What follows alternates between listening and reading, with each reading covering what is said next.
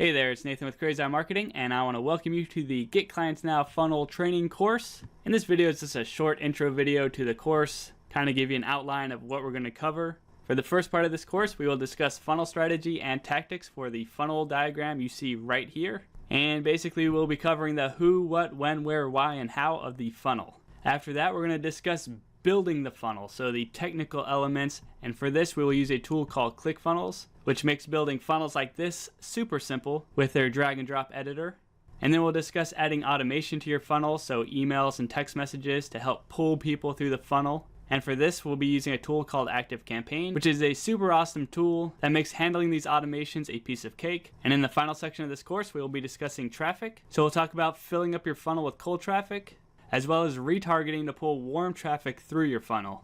And to do this, we'll be using Facebook ads. So we have quite a lot to get into, and if you ever have any questions or issues or anything like that, never hesitate to reach out to me. I want you to be successful, and I want you to get tons of clients. So without further ado, let's just hop straight into it.